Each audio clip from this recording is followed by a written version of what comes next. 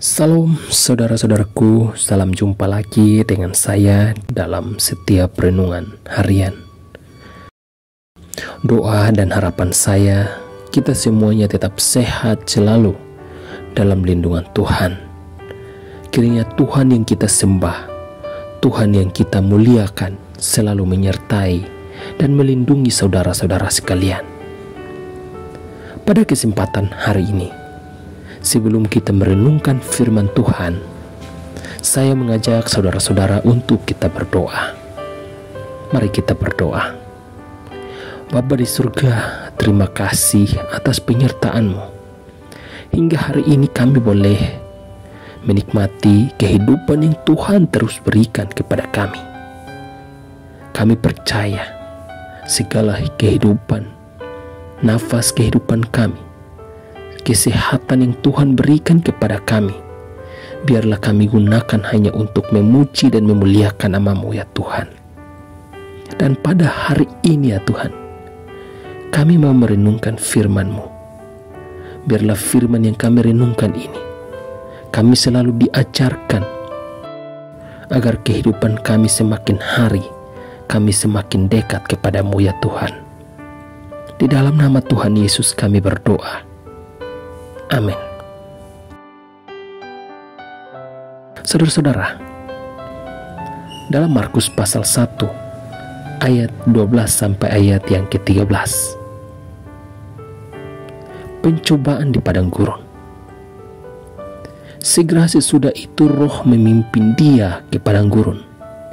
Di padang gurun itu ia tinggal 40 hari lamanya, dicobai oleh iblis. Ia berada di sana di antara binatang-binatang liar, dan malaikat-malaikat melayani dia. Saudara-saudara, padang gurun adalah tempat yang sunyi dan tandus.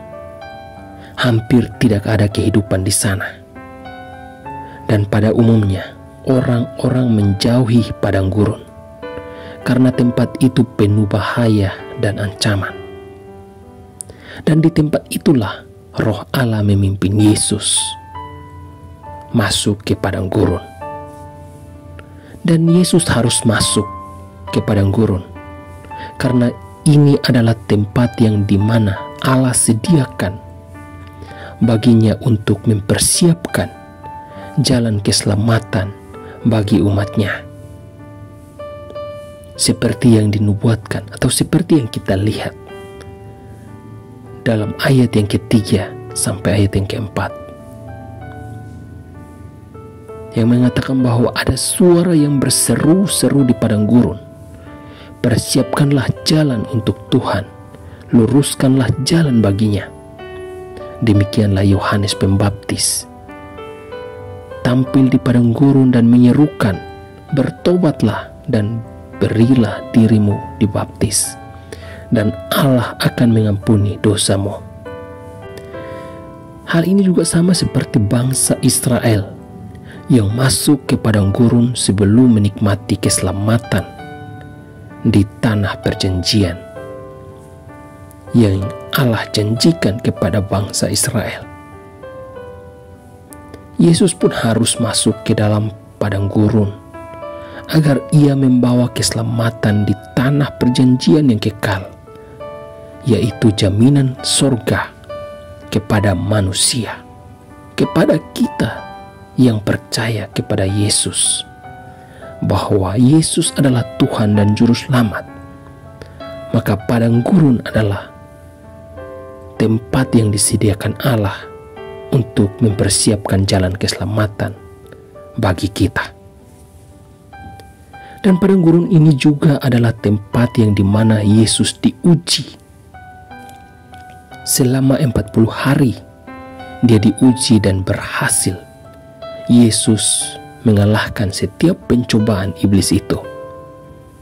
Dan setelah Yesus melewatinya, setiap pencobaan-pencobaan dari si iblis, maka para malaikat datang untuk melayani Yesus.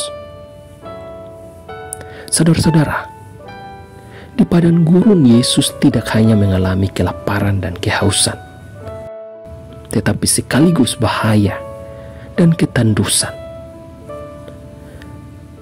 Tetapi ketaatannya terbukti membawakan keamanan baginya di tengah padang gurun itu.